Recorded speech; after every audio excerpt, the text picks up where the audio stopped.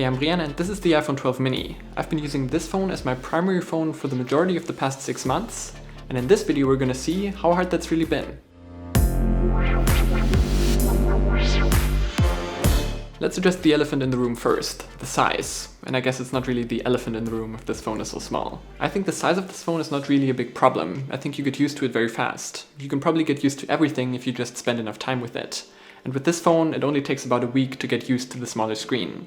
But if you're coming from a bigger phone, like an iPhone Max or something like that, then this is definitely a change. Because I'm testing so many phones, and most phones these days are so much bigger, it also took a lot of adjustment for me to always get used back to this. What I also noticed is that using a small smartphone really does change your habits. Of course, all of the normal things that you have to do on a smartphone, like texting, calling, all of this stuff, really is quite okay on a small phone like this. Then again, typing is not that easy on such a small and narrow screen. And all of the other things, like watching videos, reading articles and browsing, really become less enjoyable if you have a phone that doesn't have that much real estate. I definitely switched to doing those things more on my iPad or on my PC instead of doing them on my phone.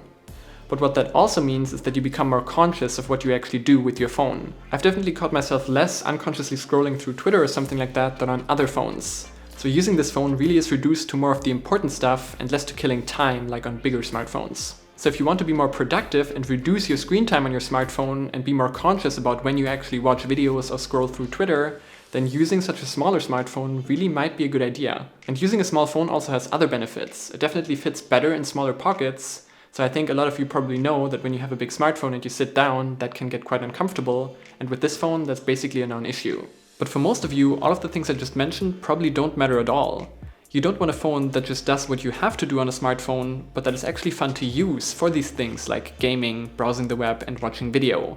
And that's just not what the iPhone 12 mini is good at. There are definitely people for whom this is the right smartphone, and I think that there are technically also a lot of people out there who want a smaller phone, but not a lot of people who want to have to deal with the shortcomings of a smaller screen. And that's probably also why the sales figures aren't that great.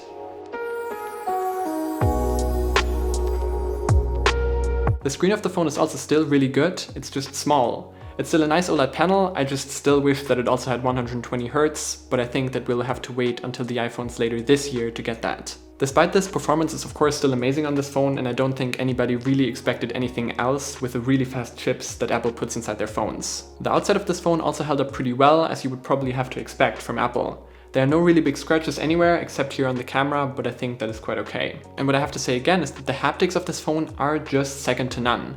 There's really no other phone that feels as premium as this with the vibration motor, and that is really something that always deteriorates the experience on other smartphones a bit if you're coming from an iPhone. Of course, I also came from Android, so this is my first really long experience with using an iPhone. And really, the differences aren't that big, as I also mentioned in my original review.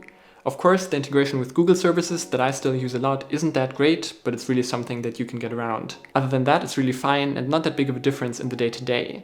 The only thing that is really annoying also to me, and that I also mentioned in my original review, is that moving data between iOS and Android is really not that easy. So if I test a lot of Android phones, moving the data back and forth is kind of hard. What I think is quite nice though is that iOS now also has this nice customization that gets pretty close to what you can get on Android.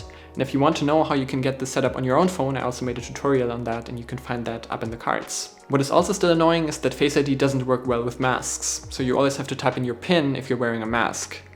Now, of course, this has been kind of solved with the Apple Watch and iOS 14.5, so if you have an Apple Watch on your wrist, you can unlock your phone without it having to recognize your face. And speaking of that, having the Apple Watch on my wrist has actually been the thing that really kept me using an iPhone for so long. Because the experience of using an Apple Watch is so much better than any other smartwatch that it's really hard to switch to something else where you can't use that anymore. That's really something that I didn't expect going into it. A lot of people of course said that it's really hard to switch back to Android because of the Apple Watch, but now I understand why that is the case. The camera of the phone is still really good, and I think if you want to know more and get more sample pictures, then you should probably watch my original review that I did 1 week after getting this phone, where I took a lot more pictures and go into a lot more of the details of the camera experience. But basically what you need to know is that it never really let me down throughout the past 6 months of using it, except for when taking photos of the northern lights, but I think that no smartphone can really take great pictures of that. So I was fortunate enough to have my normal camera with me to take good pictures of those. Battery life is really just fine. It's definitely usable, probably also because you use this phone less than other bigger phones, but it can definitely get annoying if you're going through a long day and you have to charge the phone before the day is over. sometimes you will definitely be surprised how fast it's empty. It's definitely usable and can get you through a normal day, you just have to know what you're getting yourself into. It didn't really get any worse, but it also didn't get any better throughout the past 6 months. MagSafe is definitely something that I still use every day and that I also find very convenient, because you can just put your phone on the charger with one hand instead of having to plug in a cable, but still you can use it while it's charging. So yeah, this is definitely still a good phone, it's only a smaller iPhone 12 after all, and there will be people for whom this is the right choice, especially if you want to get more conscious about how you use your phone, or if you want something that's smaller in your pocket. But I can also understand why the sales figures aren't really that great, because enjoying content on such a small smartphone really isn't that nice. And that's probably what most people are spending most of their time using their smartphone these days. And the battery life also isn't that great to go along with that. If you enjoyed this video, you know which buttons to press, and don't forget to press that follow button on Twitter. I'm Brian, thanks for watching, and I'll see you in the next one.